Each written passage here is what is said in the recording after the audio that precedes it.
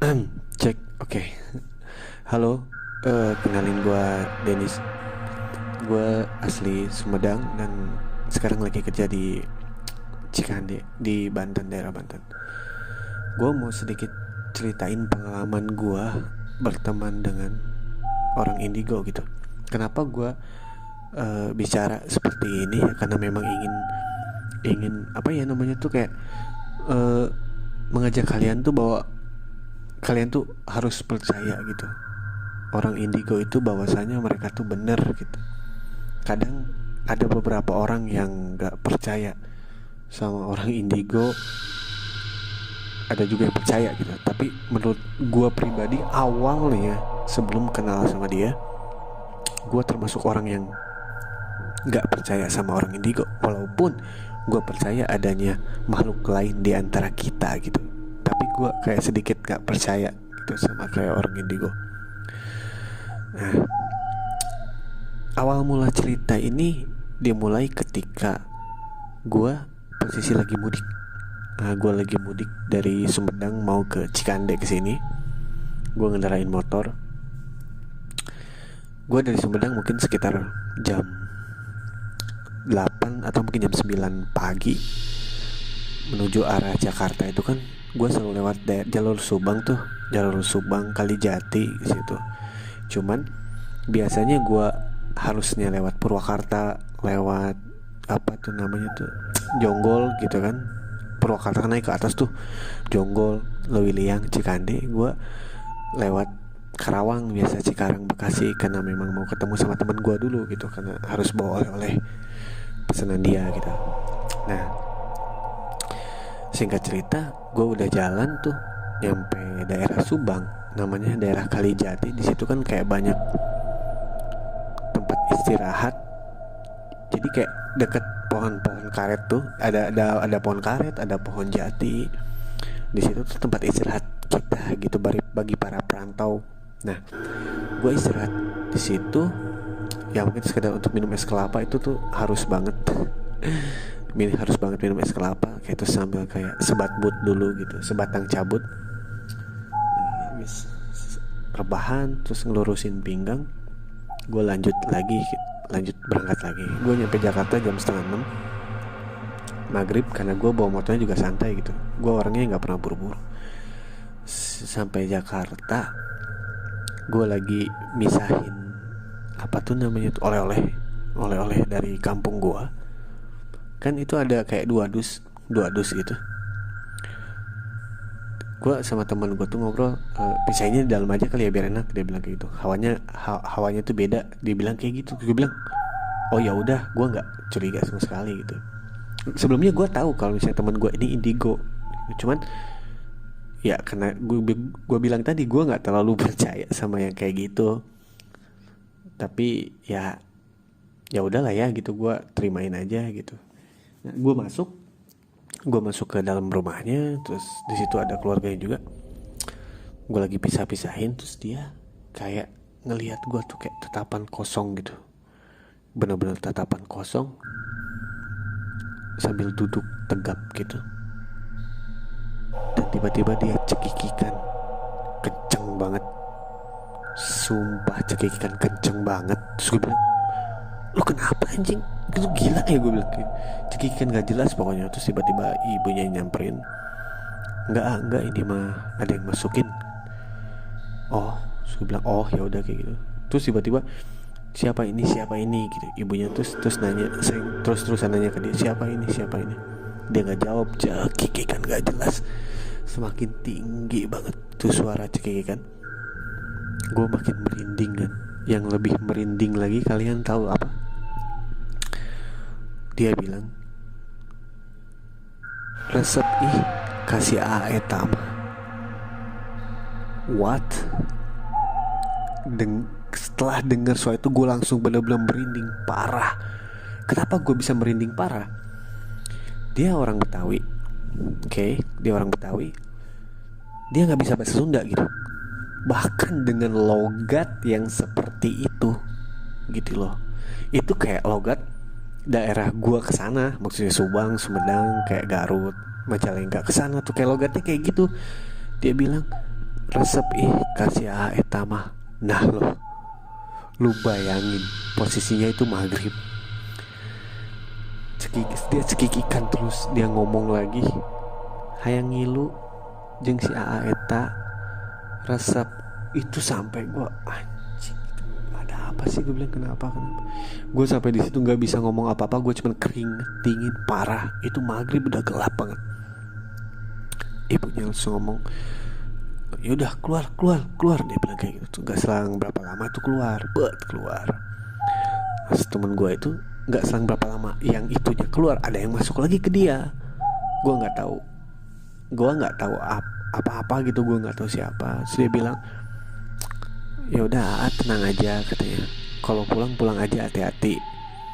Gue ingat banget kata-katanya, kalau pulang hati-hati di jalannya katanya, jangan ngebut, jangan ngelamun katanya, yang ini udah bapak anterin pulang, dia bilang kayak gitu. Terus gue bilang, oh ya makasih pak. Dalam hati gue masih bingung, ngerti gak sih, kayak orang nih, jadi gini, orang yang nggak percaya yang kayak begitu, orang nggak percaya indigo, terus tiba-tiba dia kemasukin dan memang itu setannya ngomong ke gue langsung, gue jadi kayak bingung gitu.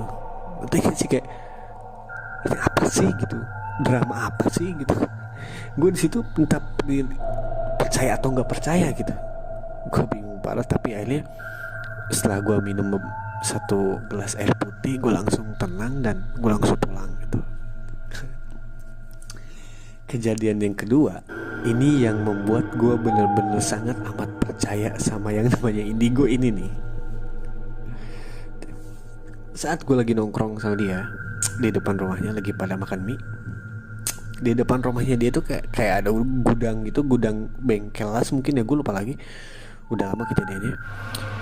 Kayak bengkel las gitu ya, kayak bangunan gitu gede, cuman kosong gitu, pengap. Di situ tuh ada orang yang tiba-tiba nyamperin kita. Dia bilang, teh bantuin. Kenapa? Gue bilang kenapa? Nggak, itu ada yang kesurupan katanya. Kesurupan. Yaudah nih, bantuin. Dia ngajak gue langsung ke atas. Dan di atas sana ada orang yang lagi dipegangin sama 2 orang, ngamuk gak jelas. Itu posisi gini, lu bayangin deh, naik tangga. Di atas tangganya itu sebelah kiri kita tuh kayak gudang. Terus di tempat kita berdiri di atas tangga itu kayak ruangan sempit, ngap gitu, berdebu, ngap. Gue aja yang orang yang biasa, orang yang nggak tahu apa-apa, gue nggak bisa ngapa-ngapain gitu, nggak punya kekuatan seperti itulah. Gue aja ngerasa ngap gitu, apalagi dia sampai, temen gue sampai dia kayak nafasnya kayak setengah gitu. Terus gue bilang, nggak apa-apa, yaudah cabut aja, nggak usah di sini, nggak usah bantuin. Gue bilang nggak apa-apa, kasihan, dia bilang kayak gitu. Singkat cerita, dia nyuruh gue megangin handphonenya, terus dia ngelakuin kayak posisi ruku gitu. Kalau sholat kan suka ruku tuh, posisi ruku. Tangannya itu dia mulai kayak apa yang meregangkan tangannya kayak gitu. Dia tuh kayak bukan mengeram, apa ya namanya, kayak kayak gitu ya, kayak mau mengaum gitu. Kok singa tuh kan kayak kalau macan atau singa kayak gitu kan, kayak gitu suaranya tuh. Terus orang yang di depan gua yang lagi kesurupannya itu tiba-tiba ngomong pakai bahasa Sunda, logatnya daerah Pandeglang. Wow men, kalian bayangin gua yang bisa bahasa Sunda, tentu kaget dong. Kagetnya dia ngomong kayak gini, aing teu paduli sia erek jalmaan setan tah, erek sasatoan tah, aing teu paduli, aing teu sieun, aing ieu nu boga wilayah saketik. Ngomongnya kayak gitu men. Saketi gue tahu, Saketi itu salah satu tempat di daerah Pandeglang ya, jadi makanya gue tahu gitu. Makanya gue kaget, kok gini deh. Gue bingung kayak gini, kok bisa. Kalau misalnya gue nganggap teman gue ini halu nih misalnya gue nganggap teman gue halu, Masa iya orang yang kesurupan di depan gua ikut halu juga, padahal dia lagi kerasukan setan gitu. Maksudnya makhluk halus yang ada dalam tubuh dia. Masa dia ikut halu juga gitu sama kayak gua? Kan nggak mungkin. Atau mungkin ada kong kali kong di antara mereka berdua janjian? Kan nggak mungkin juga gitu loh. Ya kan? Makanya di situ gua mikir, anjing ini tuh beneran banget nih. Dia tuh bisa gitu. Maksudnya dia itu indigo gitu. Dia bisa kayak mengontrol, dia bisa masukin keluarin makhluk halus mungkin yang ada di sekitar dia. Dan di situ gue bener-bener sangat amat percaya, sangat amat percaya kalau dia itu bisa gitu, bisa. Dan mereka sampai kayak berantem di TV gitu, ngerti gak sih, kayak film-film Indosiar kayak gitu. Mereka tuh kayak berantemnya cuman nggak main fisik, berantemnya jarak jauh gitu. Ada yang sampai temen gue tuh sampai kayak ngeluarin wush kayak gitu, kayak Dragon Ball, kayak Kamehameha gitu. Orang di depan gue langsung ngejengkang kayak gitu. Ya kayak gitu, berantem gitu. Dan gue disitu sampai bener-bener takut, panik. Muka gue bener-bener pucat parah.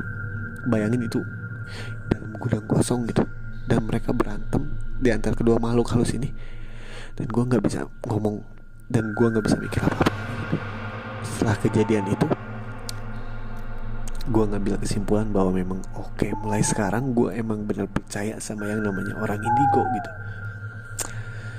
Ya, mereka nggak halu gitu. Buat kalian yang di sana yang nggak percaya sama orang indigo, dengar omongan gue sekarang, mulai saat ini percayalah gitu. Karena gue sendiri yang melihat langsung bahwa itu tuh benar-benar ada gitu. Believe or not, it's your choice. Terima kasih. Selamat malam, gue Dennis.